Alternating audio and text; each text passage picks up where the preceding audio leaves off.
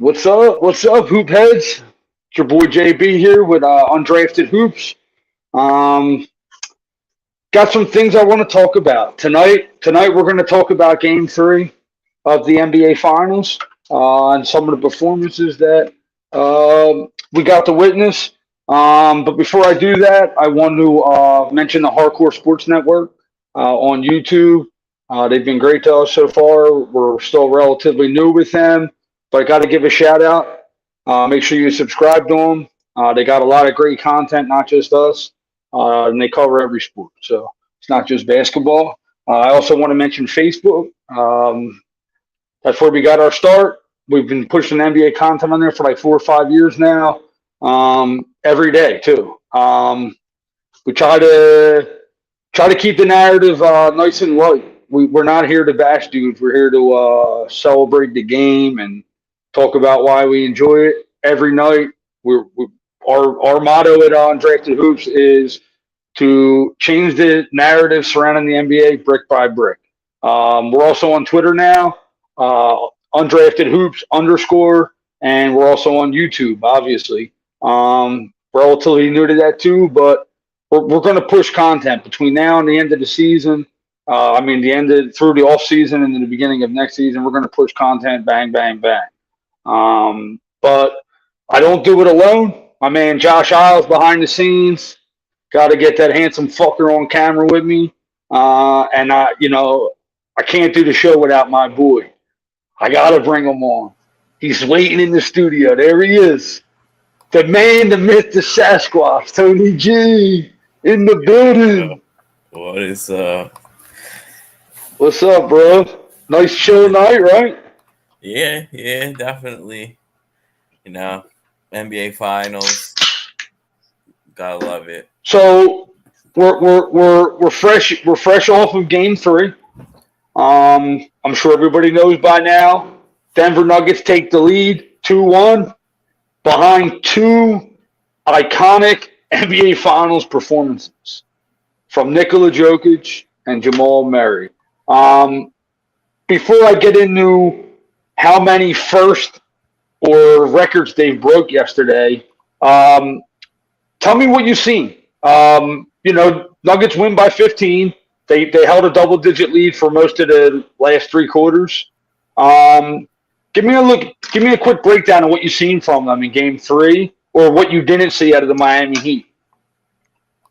I've seen a lot of aggression, and it was out the gate. A lot of two-man game with Murray and Jokic.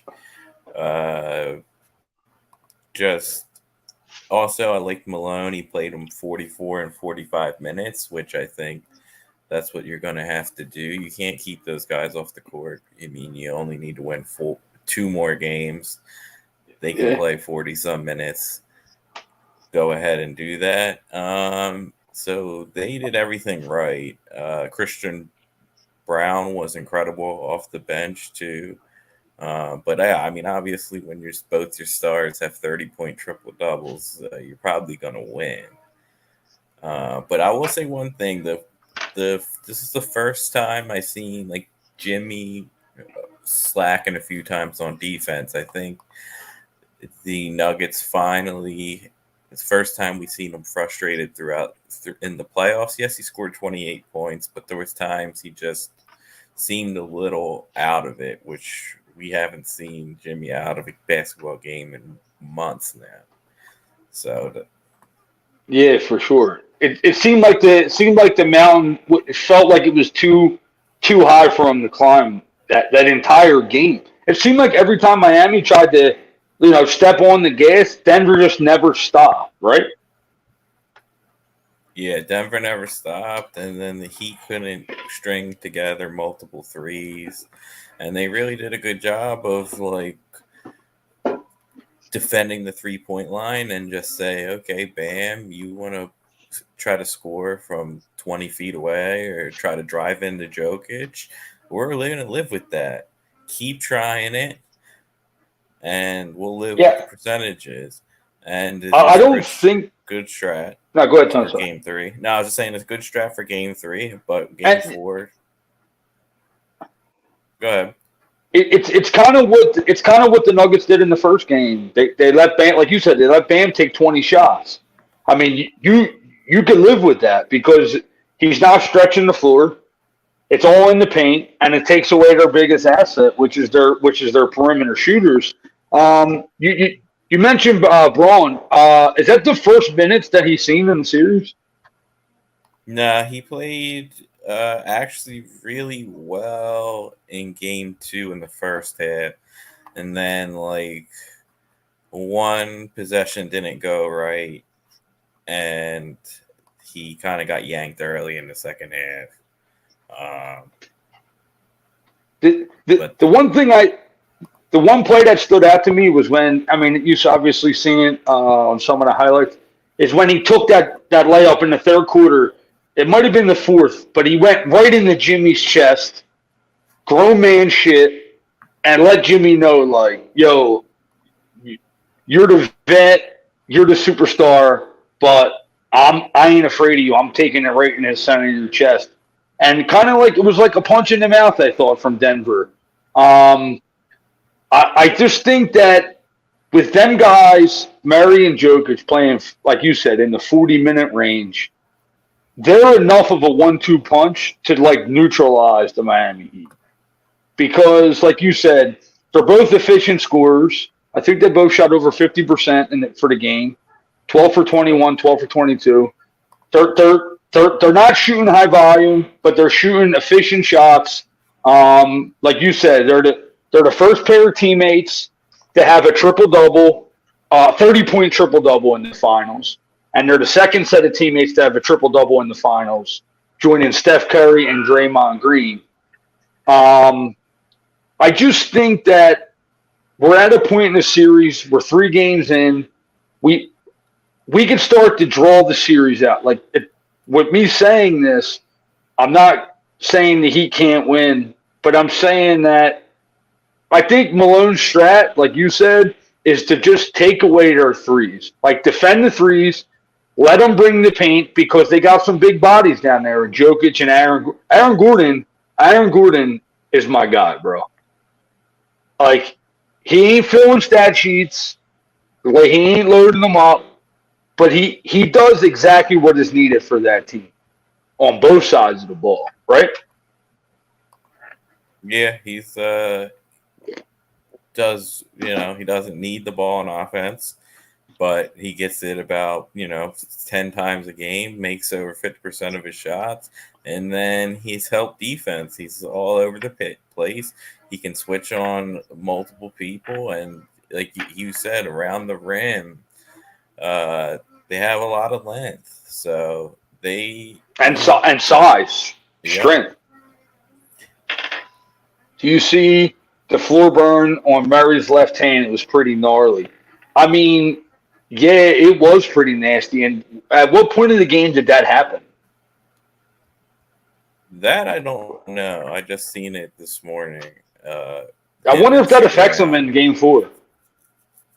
It definitely could, but they'll probably just wrap it up and bandage it, and then with the adrenaline, like, he'll be fine.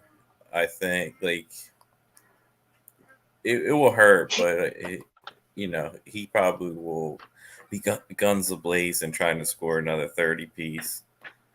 Oh yeah, so I seen a discussion on Facebook yesterday that I want to bring to your attention. It was, are we witnessing? Okay, so let me just give you a little pretense. At the time, Jokic was averaging 30, 10, and 10, 30, 14, and 10, or whatever in Game 2. And somebody says, if this guy continues a 30-point triple-double finals, is it the best finals ever performance? And then last night, the dude puts up 34, 20, and fucking 10, right? Right, 34, 21, and 10 with 2 blocks. Got to throw in the 2 blocks too. Are we witnessing the greatest NBA, like the greatest NBA Finals performance ever? Like, are we entering that territory, or am I just saying it because it's so fresh?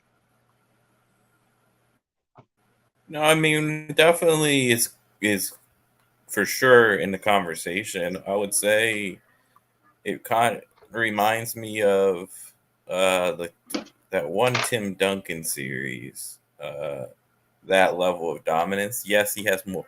He obviously has more assists, Jokic, but there's also more possessions uh, than Your audio is they cut out. had in those years. What the Tim Duncan versus Um, the Net series? yeah, the When one you where he was consider hitting that combo, 24, 17, and 5. But I Josh don't. is Jokic saying, is first. No matter what he does, and I think in the public media, it will always. Like people will always give him won't give him his flowers until he does wins like 3 championships. People will say, "Oh, it's the fluke," just because I don't know. People don't like him for some reason.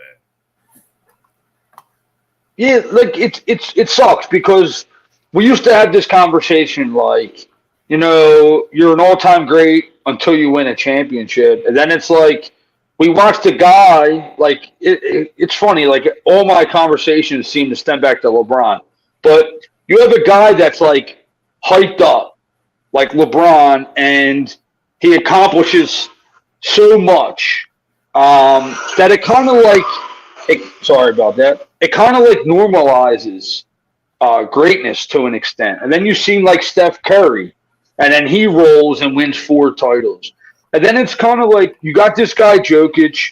He was a second round draft pick. He doesn't look like he should play basketball. He looks like he should be like, you know, putting bricks up on a pyramid, and he's slow and he doesn't look athletic. But when you like physically look at this guy's build, he's actually in incredible shape for his size. And he for being bigger and slower, he's still his mobility is there. Like when people say like, "Oh, he's not that athletic," like you're lucky he's not that athletic because then your team would never win a championship. You know what I'm saying?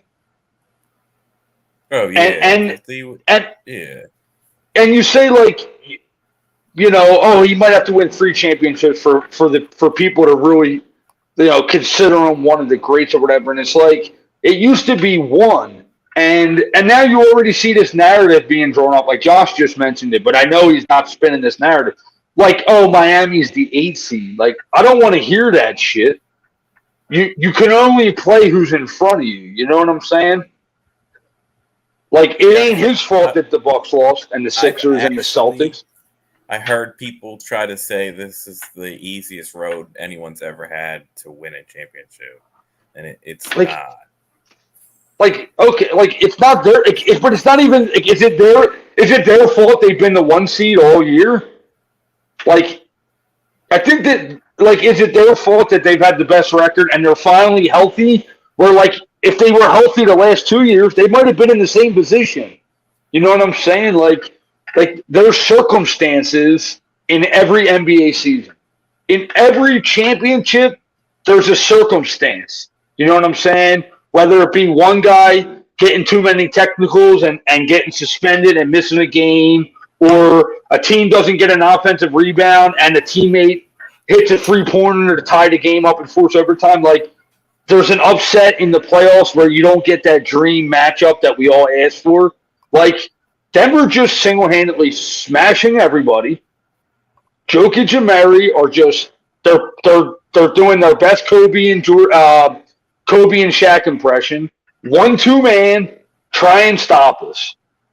And that's what Mike Malone, like you going back to what we started with. That's what Mike Malone said. Like, we're just gonna have these two dudes play 1-2 game, and if you could stop them or if you can outscore them, and as efficient as they play, then you'll beat us. But if you're going to give up 66 points you're not beating Denver. You're not beating them. Nope, not gonna beat them. So with that being said, can Miami beat them in Game 4? Yeah, I definitely think so. They're just gonna have to change a lot of things. Um, Definitely gonna have to. I think they need to get up early. They need to come out the gate and get themselves a lead, get the crowd behind it. You can't like. I know I can't doubt them, but like the Nuggets are too good. Yes, the Miami Heat have come back from double digits all these playoffs, but if they can't get down in this game. And I think I just think it's going to be a close game. I really don't have feel too good either way. Like I would lean Nuggets, but I think we're going to see game 4 that's going to come down to the final 3 minutes, and whoever can make the most shots will win the game. It's a must win for Miami, though, right? Like you have to consider it that now. Yes, 100% must win to have any chance of competing for pushing it. It's most likely over in 5 if they don't win this game. I honestly feel that. So yeah, I would say absolutely must win for the Miami Heat. Michael Porter struggled in Game 3 also. I wanted to ask you about that. Is it? Here's a guy I thought was going to have a big series, because I thought the matchup wise he was going to be able to get his shots. He struggled. He shot 1 for 7 in the game, and he's kind of faded a little bit this series. And I really, like I said, I expected a big series from him. You expect him. I mean, and his minutes went down to 21 minutes. Do you expect his minutes to stay in that 20 range, or unless he gets hot? Like if he gets hot early, Malone's going to stay with him. But yeah, unless he plays within the offense, like he just multiple times yesterday, Aaron Gordon would say, "Get to the other corner," and he wouldn't listen. Like then they would have guys bunched up, but it didn't matter because both times that I seen this happen, Murray just took it in and scored anyway. Like it didn't matter that there was lack of spacing and whatnot. But yeah, he's really in his head right now. Like they said he was upset after Game 3 because of how he played, and Aaron Gordon was trying to hype him up and stuff. But like I I get wanting to play better, but you're up 2-1. I want to see you get ready for Game 4. I definitely want to see him. I definitely want to see him come out and right the ship a little bit in Game 4. I think it'll speak a lot about his character as a player. He gets shit. He gets a lot of shit. I think people forget how young he is and the injuries he's come back from, and he's trying, like you said, he has to get his footing within the offense. And I think that Game 4, if he comes out and has a good game, I think it'll really put. And if Denver wins, I think the Nuggets fans will start to. They got to back this guy a little bit more. I think they're like his contract. People just look at his contract and he ain't worth that. And it's like, well, it's based off of potential.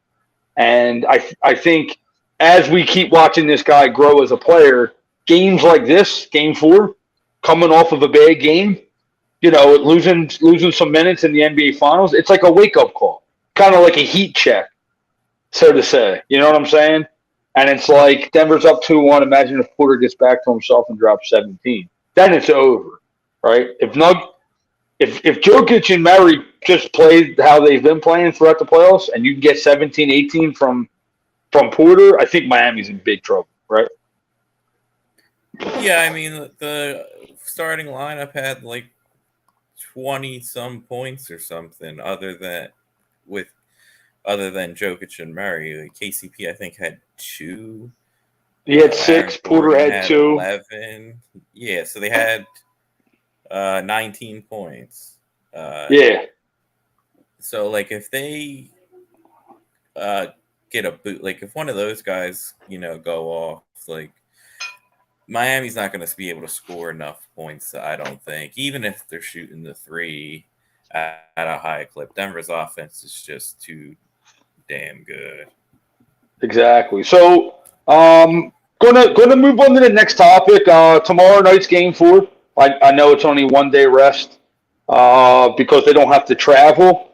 So we'll come back on maybe in a couple days and talk about some more off season stuff. But one of the news broke, and I wanted to run it by you.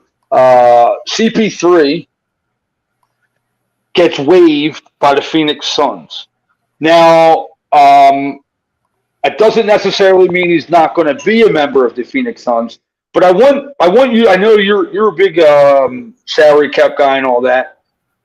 What's the ramifications of this in terms of him being waived? I know there's a lot of different options they can do. Does he got waived because he had I think it was a $10 million wave clause, right? So 15.8 million goes into dead cap. So the idea behind it is if they can waive him, and then bring him back for it's like another 12 million or something. There's a way where like they can get a mid player exception, so they can bring someone in around like a $12 million contract. But with the new CBA that currently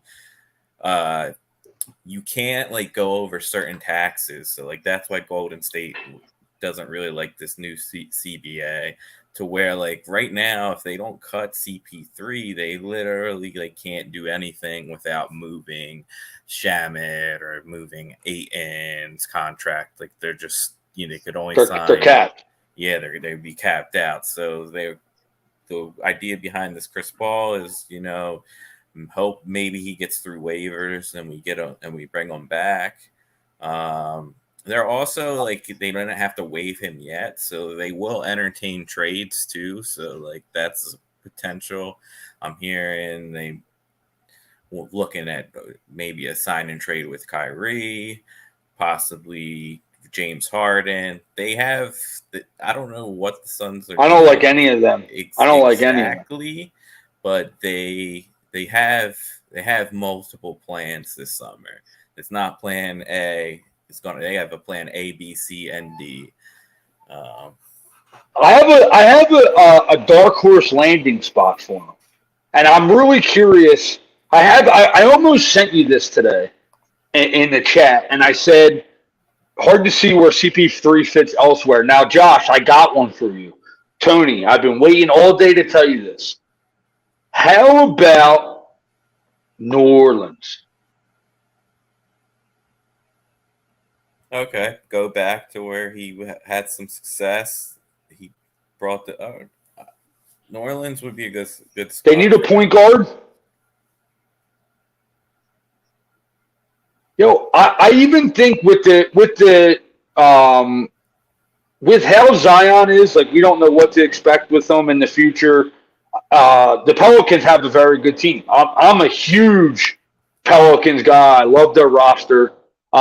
With Brandon Ingram going to FIBA, I expect him to get better and better. I really think the benefit of CP3 with Zion and Brandon Ingram and Trey Murphy, all them young guys. Like, yes, Valanciunas is a veteran and CJ McCollum, but like CP3 is a very good locker room guy. And I just feel like I don't know. That feels good, doesn't it?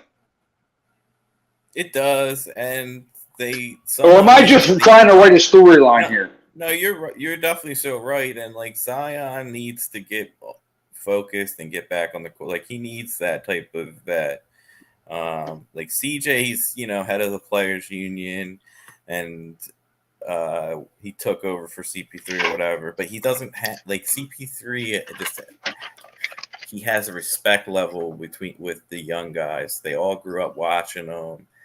I really like that fit. I really was not thinking that on my team that I was thinking about. It's more of a long shot, but I was saying San Antonio Spurs.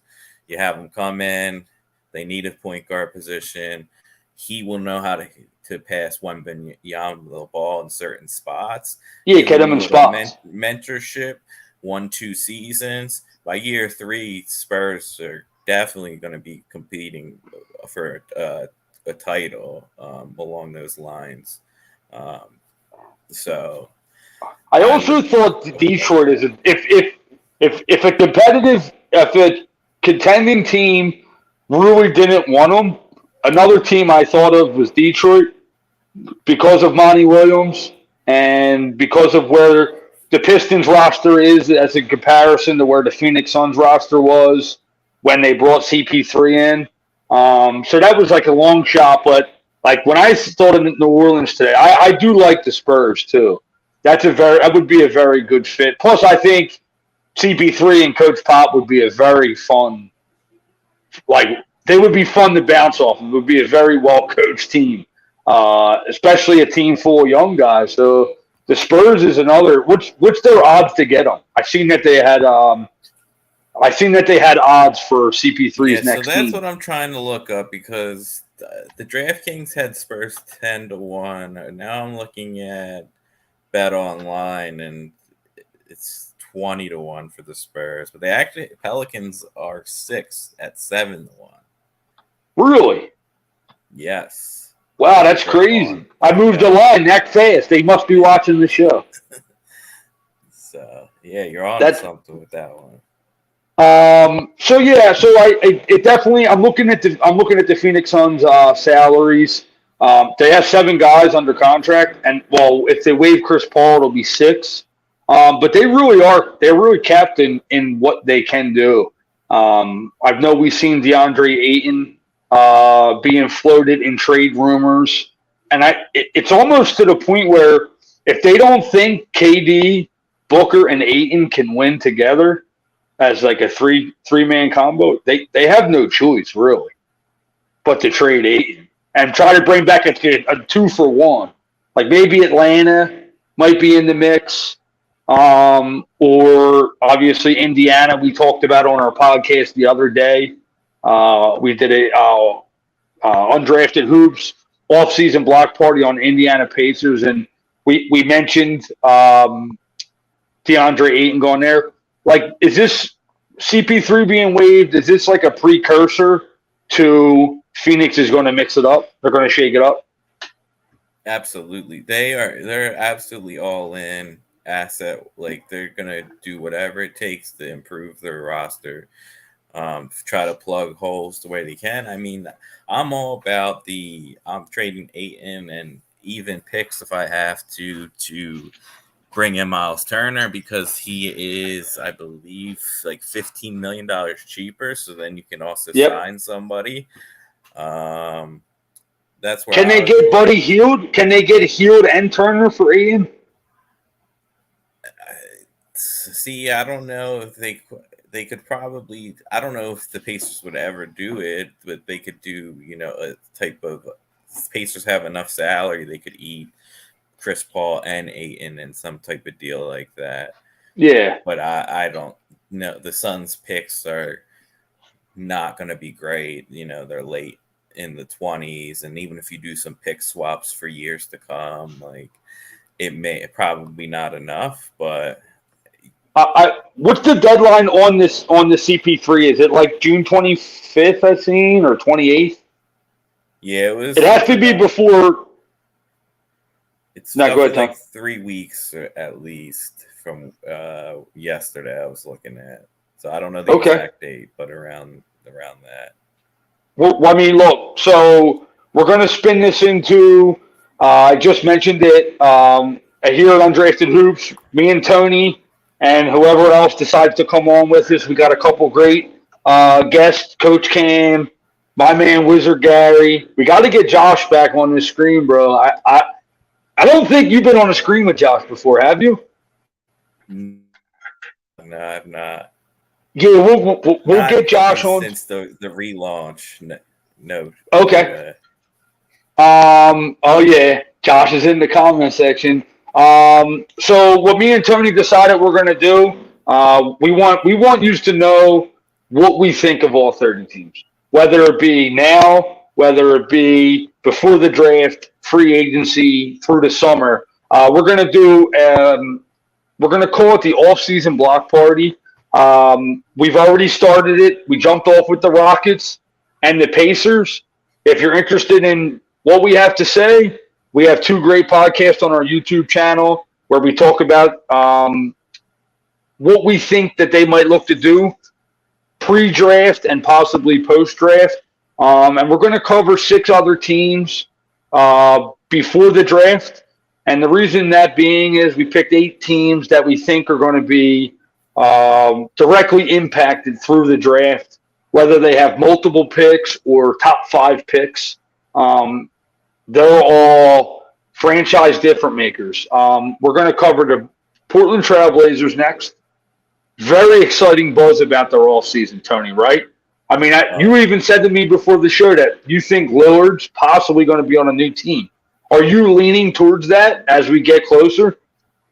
Yeah, I think that especially if Brandon Miller is going at 2, I think Portland really likes Scoot, and they're just like, if we can get him and with Sharp, that's a heck of a rebuild because like trading the number 3 pick and you still have Nurkic, like it's probably not enough to win, so you can't. Nah. And they said they're not trading Sharp no matter what. So it sounds to me, you got to move Dame and just try to get as max as possible. I mean, last year you saw how much the buyers were paying for Donovan Mitchell, Gobert, and Dame he still has at least a few more good seasons, and it's going to be a bidding war.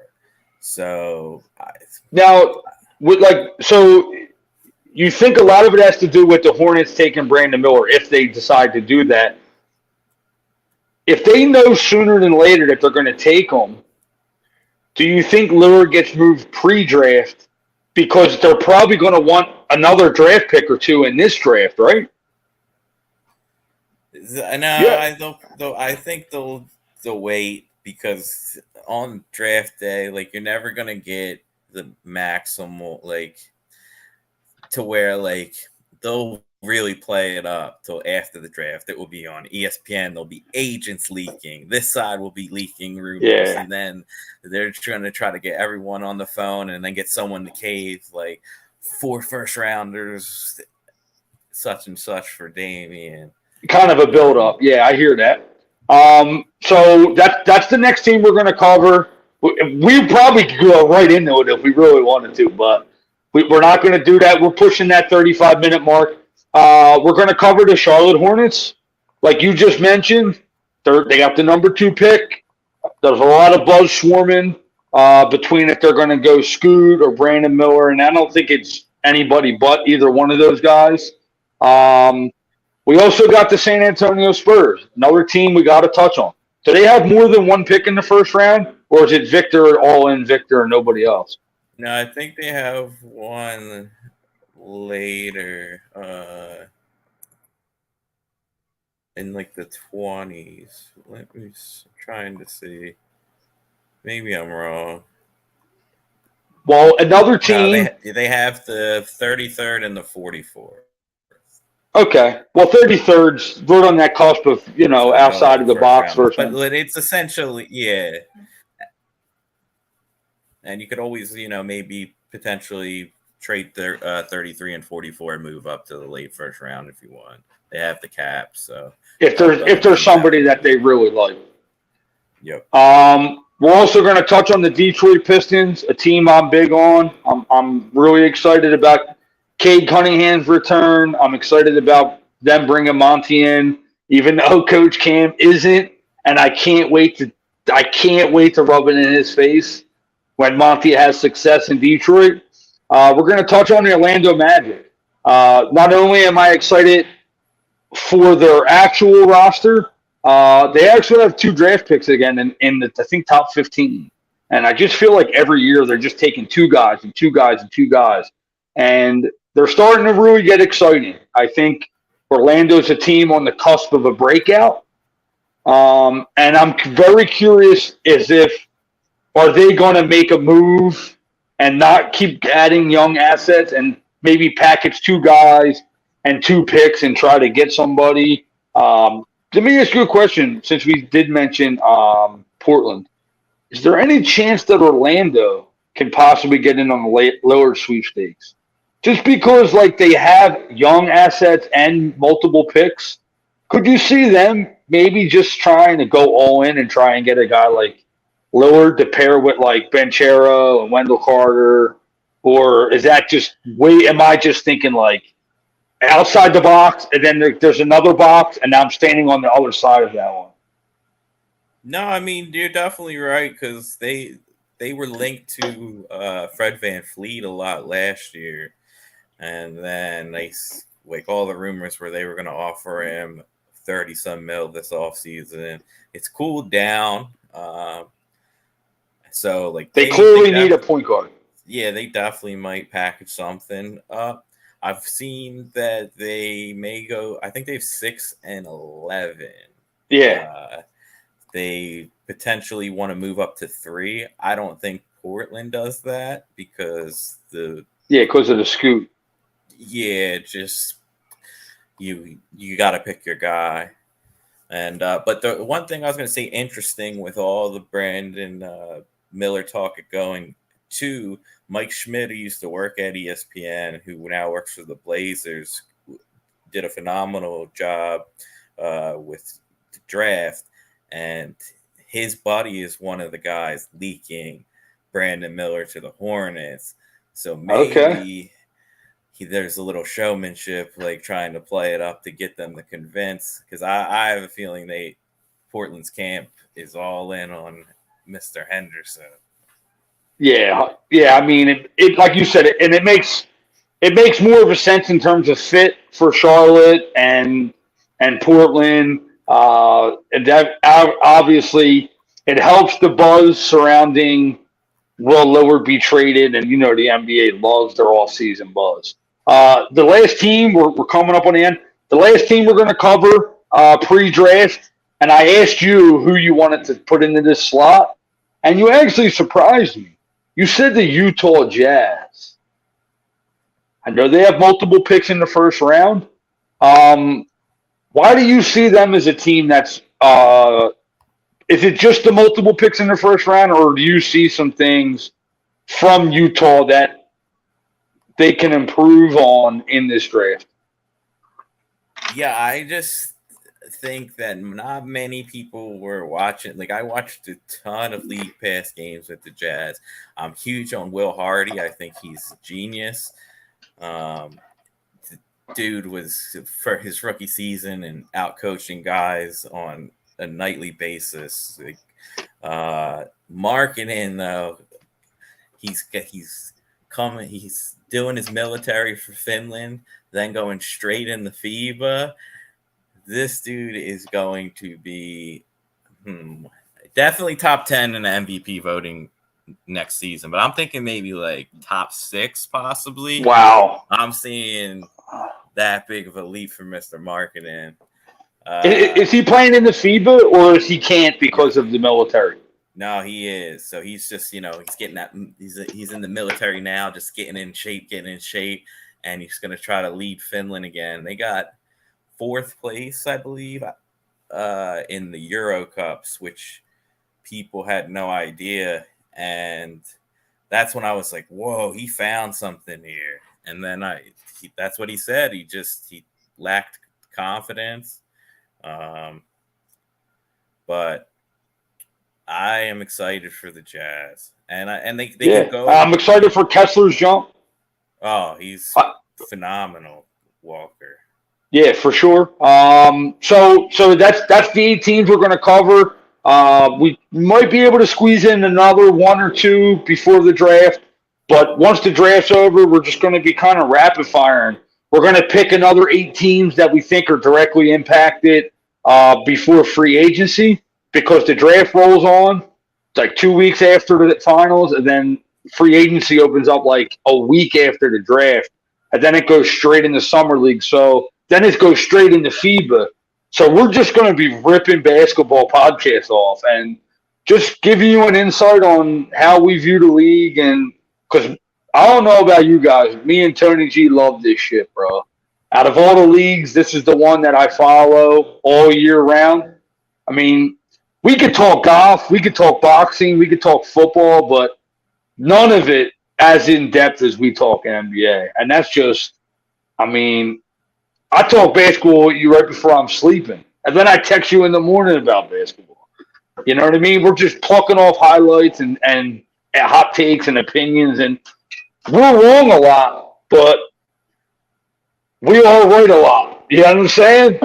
So, Tony, I'm going to wrap up the show. I appreciate you coming on. We're trying to put this thing together. So stick with us even through the slower nights, because the fire nights we're bringing the heat, bro. Oh yeah, bringing it. All right, brother. Yo, I'll see you a couple nights, right? Do Portland in like 2 or 3 nights. Yep. See you then. I can't wait. All right, brother. I'm ready for that one. So I'm gonna leave. All right, brother. I look forward to it, and maybe we'll keep Cam or Gary on the hook. You know what I mean? If they decide to show up. That's it from me. Your boy JB at Undrafted Hoops. Do not forget, after this video, share it, like it, Facebook, like Undrafted Hoops, Twitter, Undrafted Hoops _, like, retweet, YouTube. Smash the subscribe button. Smash it. The subscribe button. Please. Please. But I appreciate you. And like I said, stick with us, because as we roll through this off-season block party and draft shows and free agency shows, NBA tip-off, FIBA, we're bringing the fire. So it's your boy JB, brick by brick, changing the narrative of basketball and NBA talk. Undrafted Hoops. Fuck the Boston Celtics.